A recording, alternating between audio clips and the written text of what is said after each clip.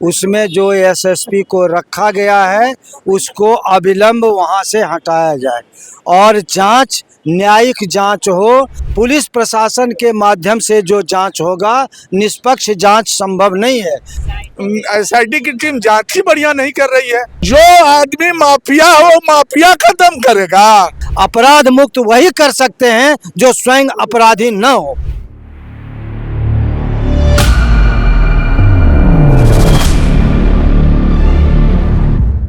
जब न्याय दिलवाने वाले ही न्याय के लिए सड़क पे उतर जाए तब आप समझ सकते हैं कि इस देश में अन्याय की क्या प्रक्रिया है। नमस्कार, मेरा नाम है मनीष और आप वॉच न्यूज़ देख रहे हैं। अभी मौजूद है हम हाईकोर्ट के गेट नंबर 4 के पास और आपको बता दें यहाँ के वकीलों ने न्याय के लिए मोर्चा खोला है, एक प्रोटेस्ट किया है। तो चलिए जाएंगे और जुड़े की कोशिश करेंगे और जानेंगे क्या कुछ उनकी मांगे हैं। प्रतिरोध मार्च है, प्रतिरोध मार्च, प्रोटेस्ट मार्च इसको कहते हैं। इसमें आपने क्या कुछ मांगे रखी हैं? हम सीधा मांग रखते हैं कि एसआईटी का जो गठन किया गया है उसमें जो एसएसपी को रखा गया है उसको अविलंब वहां से हटाया जाए और जांच न्यायिक जांच हो। चूँकि पुलिस पदाधिकारी जितने हैं, शुरू से लेके जो सामने बातें आई, किसी न किसी रूप में वो प्रभावित दिख रहे हैं। इसलिए पुलिस प्रशासन के माध्यम से जो जांच होगा, निष्पक्ष जांच संभव नहीं है। इसलिए न्यायिक जांच होना चाहिए। अच्छा, कल ये भी देखे कि हॉस्पिटल के सामने से जो एसपी थे वो गाड़ी में बैठ के तुरंत भागे, ना मीडिया के कोई सवालों का जवाब दिया ना कुछ बताया। चूँकि एसएसपी साहब पहले ही यह कह चुके थे कि किसी तरह की कोई ऐसी वारदात नहीं हुई है।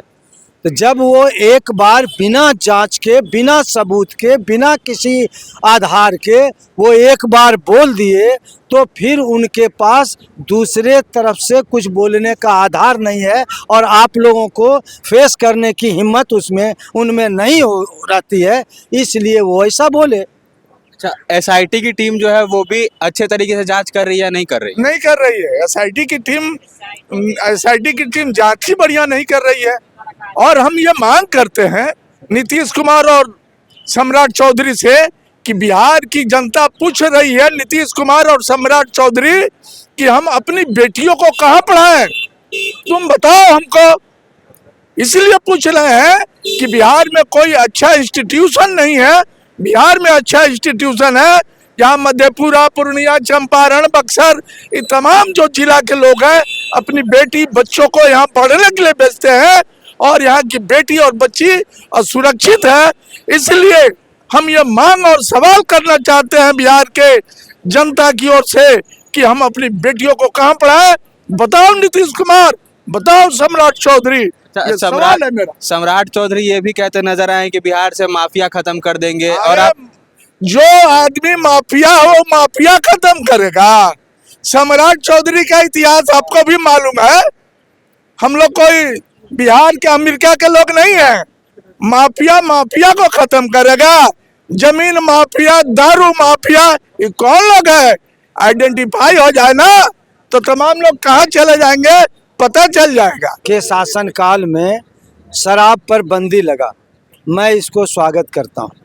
शराब बंदी रहना चाहिए, लेकिन जिस ढंग से शराब की बिक्री हो रही है, जिस ढंग से घर घर शराब जा रहा है, लगता है कि शराब में कोई पाबंदी रह ही नहीं गई है। तो ये इसको क्यों नहीं कंट्रोल? अब तो होम डिलीवरी होती है। होम डिलीवरी हो रही है, हर तरह से डिलीवरी हो रही है और आराम से लोग शराब पी रहे हैं, पी के रोड पर भी चल रहे हैं।